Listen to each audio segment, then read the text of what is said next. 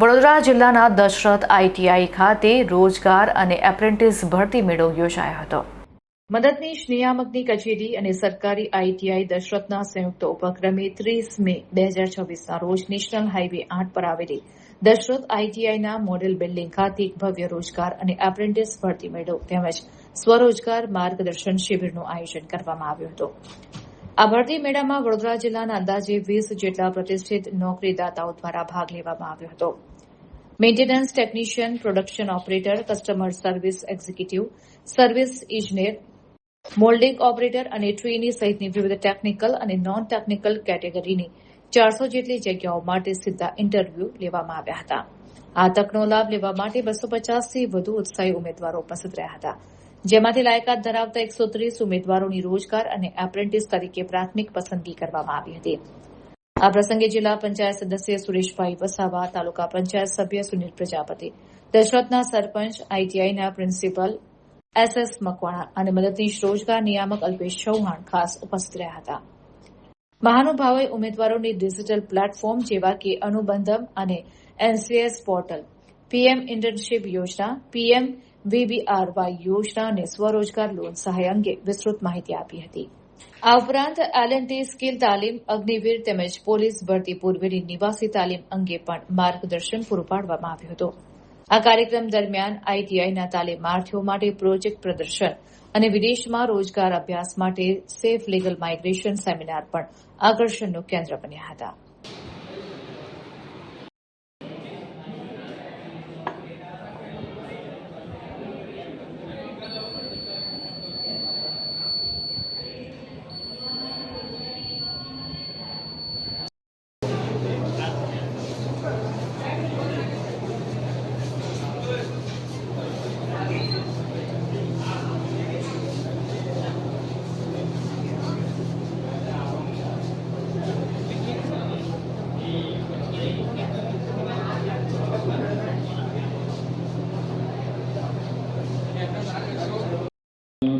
પ્રોજેક્ટો જોયા.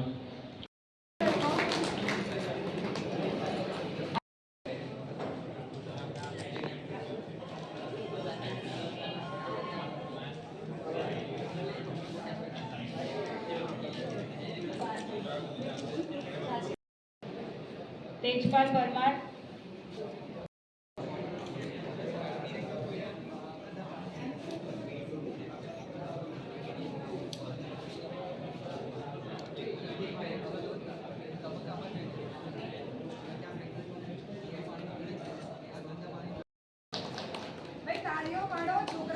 છોકરાઓને આ દરેક ઉમેદવારોને જોબ મળી ગઈ યાદ કરીને કરીએ ઈશ્વરની પ્રાર્થના કરીને.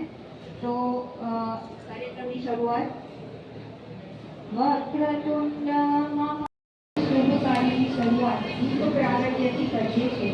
તો મંચસ્થ ઉપસ્થિત તમામ મહાનુભાવોને વિનંતી કે તેઓ અમારી ઉપર આગળ આવે અને દીપ પ્રાગટ્ય કરીને કાર્યક્રમની શુભ શરૂઆત કરે.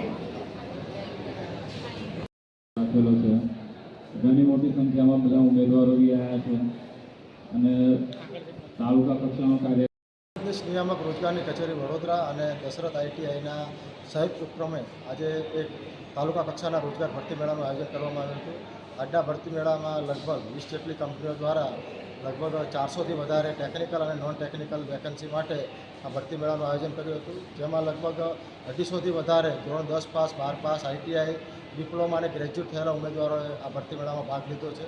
ભરતી મેળાના ખાસ વિશેષતામાં આજે ઉમેદવારોને અનુબંધમ પોર્ટલ અને NCS પોર્ટલ પર પણ રજીસ્ટ્રેશન કરવામાં આવ્યું છે. સ્વરોજગાર લોન સહાય અંગે માહિતી આપવામાં આવી છે, તેમજ વિદેશ રોજગાર અને શિક્ષણ અંગે પણ ઉમેદવારોને કઈ રીતે આગળ જઈ શકાય તેના વિશે પણ ઉમેદવારોને ખાસ માર્ગદર્શન આપવામાં આવ્યું છે.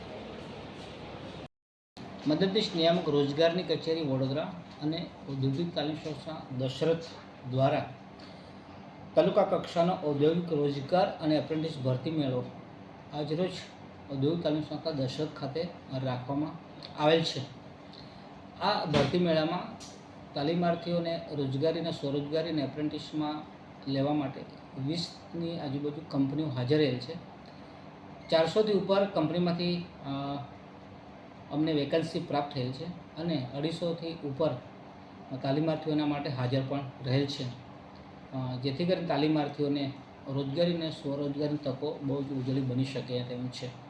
સાથે સાથે આઈટીઆઈની અંદર જે તાલીમાર્થીઓ સિનિયર બેચમાં તાલીમ લે છે એ લોકોને વિદેશમાં જવાની જે તકો છે તેને સમજાવવા માટે ઓવરસીઝ સેમિનાર પણ રોજગાર કચેરી વડોદરા દ્વારા રાખવામાં આવેલ છે.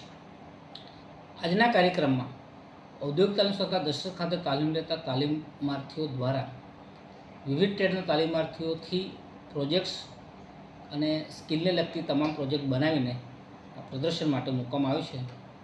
જે આઈટીઆઈમાં કયા કયા પ્રકારની સ્કિલ આપવામાં આવે છે તેની વિશેષ સમજૂતી તેના દ્વારા આપી શકાય. મારું નામ રાઠોડ શિવમ છે. હું આઈટીઆઈ ફિટર કરું છું અને આજે ભરતી મેળાનું આયોજન હતું અને બધા કંપનીમાંથી બધાએ ભાગ લીધો હતો અને અહીંયા ઇન્ટરવ્યૂ થયું બધાનું. એમાંથી મારું એક્સપેલ પ્રોસેસમાં સિલેક્શન થઈ ગયું છે. પરમનન્ટ જોબ છે અને 15,000 મળશે અને બીજું બધું કપાતા 15,000 મળશે. મંડાજી સુરેશભાઈ મારું નામ છે અને હું રોજગાર કચેરી આવ્યો છું અને અહીંયા જોરદાર સુવિધા કરવામાં આવી છે, પાણીની, પછી નાસ્તાની, અને અહીંયા કુલ ટોટલ 22 કંપનીઓના ઇન્ટરવ્યૂ છે. એ 22 કંપનીઓમાં ઘણી બધી છે તે આપણે મળી શકે છે નોકરી માટે. બરાબર, એમાં મને એક્સપલ પ્રોસેસમાં ફિટર તરીકે મને જોબ મળી છે અને મેં પાસ થયો છું. તે માટે ખૂબ ખૂબ અભિનંદન. રોજ દશરથ આઈટીઆઈ ખાતે રોજગાર અને એપ્રેન્ટિસ ભરતી મેળો આયોજિત હતો, જેની અંદર ખૂબ મોટી સંખ્યામાં ઉમેદવારો અને મહાનુભાવો ઉપસ્થિત રહ્યા હતા. આની અંદર આનો મુખ્ય હેતુ એ સ્થાનિકોને રોજગાર મળે, સ્થાનિક કંપનીઓને ઇમ્પ્રુવમેન્ટ મળે.